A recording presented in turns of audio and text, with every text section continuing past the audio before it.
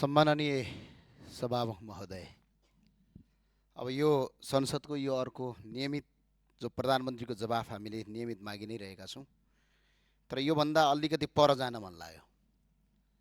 आज सम्माननीयज्यूलाई म अपिल गर्न चाहन्छु, संसदप्रति सरकार चाहिँ जवाफदेही हुने हो होइन, हुनुपर्ने हो या होइन। किनभने जुन आर्थिक विधेयक आयो यो संसदको सम्पत्ति हो। त्यो संसदको सम्पत्ति अर्थमन्त्रीज्यूले संसदमा पेशै नगरी भकाभक चेन्ज गर्नुहुन्छ, कसको स्वार्थमा? र अर्को सबभन्दा ठुलो कुरा सम्माननीय सभामुखज्यू, यो देश चाहिँ गाउँका किसान, मजदुर र सामान्य नागरिकले बिगारेका होइनन्। देशलाई कमजोर बनाउने काम चाहिँ सत्ता र शक्तिमा पुगेका तर इमानदार नभएका र जवाबदेही नसक्ने मान्छेहरूले नै आजसम्म यो देश बर्बाद पारेका हुन्। आज म भन्न चाहन्छु, करका दर हेरफेर गर्ने, करका दर नियम गर्ने नियममा अहिले धेरै यहाँ अर्थमन्त्री भइसक्नु भएको मान्छे पनि हुनुहुन्छ, कसलाई थाहा हुन्छ? नेपाल सरकारका सचिवलाई पनि थाहा हुँदैन त्यो कुरा। त्यो सीमित अर्थमन्त्री र अर्थमन्त्रीज्यूले स्वीकृत गरेका व्यक्तिबाहेक अरूलाई थाहा हुँदैन। तर आज सूचना लिक भएर 753वटा गाडी केरला नाकाबाट भित्रिन्छ, 14 गते भन्सार पास गरिन्छ, 20 गते गाडी आउँछन्। अनि यो कन्फ्लिक्ट अफ इन्ट्रेस्ट नभएर यो चुहावट चाहिँ कसले गर्यो? अनि सरकारले छानबिन समिति बनाउँछ, बडा गजबको। आफै छानबिन समिति बनाउने अनि कर्मचारीलाई डाम्नेतिर जान्छ।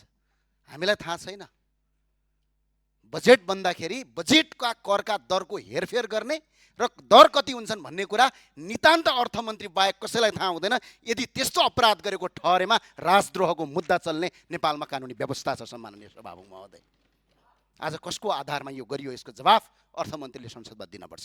र सम्माननीय सभामुख महोदय, करका नीति मात्र होइन, संसदको सम्पत्तिमाथि चलाइएको छ। र अर्को विषयवस्तुमा प्रवेश गरेँ, यहाँ शिक्षा मन्त्रीजी हुनुहुन्छ भने भनिदिनु होला। यो पहिला एउटा आउने गर्थ्यो, आदेशमाथि आदेश, परमादेशमाथि परमादेश।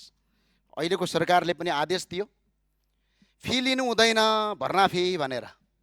म आज यो देखाउन चाहन्छु, यो प्रत्येक विद्यालयको के गरेका छ। यहाँ नाम चेन, कसैले के भनेका छन्, यहाँ कसैले तपाईँको सहयोग रसिद, कहिले वार्षिक सहयोग, नाम चेन्ज गरेर भक्काभक फी लगेर तपाईँको देशभरि बर्बाद पारिएको छ। त्यो भएको हुनाले यो कार्यान्वयन गरियोस्। र अर्को सरकारलाई म जाँदा जाँदै भन्न चाहन्छु, सत्तापक्षका माननीयज्यूलाई सभामुख मार्फत भन्न चाहन्छु, म अलिकति पुरानो हो तपाईँहरूभन्दा, 1 वर्ष 1 कार्यकाल। पहिला पनि यस्तै हुन्थ्यो, सरकारका मन्त्रीले गलत गर्थे, आफै छानबिन समिति बनाउँथे र आफैलाई आफै निर्दोष साबित गर्थे। अनि बिचरा संसदमा ताली पट्काउँथे। जनता वाक्क भएर भदौ 23-24 भयो।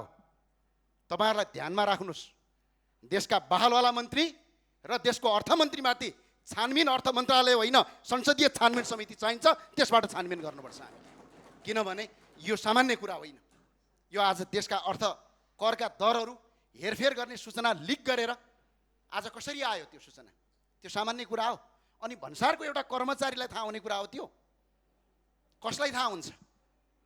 जम्मा 3 जना मान्छेलाई थाहा हुन्छ यो देशमा तपाईँको अर्थमन्त्री करका दरमा। एउटा अर्थमन्त्री, यदि चाहे भने अर्थ सचिव, यदि चाहेपछि राजस्व सचिव। यदि अर्थमन्त्रीले अनुमति दिनुभयो भने कसरी सूचना लिक भयो? यो ठुलो अपराध हो र सुशासनको आँटमा बनेको सरकार हो यो सरकार। र अहिले सरकारको जुन 182 सिट आएको छ, 181-82, तपाईँ हामीले कुनै काम गरिरहेको होइन। जनता वाक्क भएर सुशासन हुन्छ भनेर आएका हुन्। अहिले कुशासनको बाटोतिर नलाग्नुहोस्, म तपाईँलाई अपिल गर्न चाहन्छु। त्यही भए हुनाले सम्माननीय सभामुखज्यू, मन्त्रीमाथि छानबिन हुन्छ, पूर्व मन्त्रीमाथि आफै छानबिन गर्ने, आफै निर्दोष हो भन्ने, संसदीय छानबिन गरौँ न। पहिला प्रतिपक्षमा हुँदाखेरि हामीले मागेका थियौँ त, संसदीय छानबिन समिति गरौँ। अर्थमन्त्रीमाथि नितान्त छानबिन हुनुपर्छ। यो राजद्रोह, यस्तो गर्न पाइँदैन। सम्माननीय सभामुखज्यू, म त्यही अपिल गर्न चाहन्छु। हस्, धन्यवाद।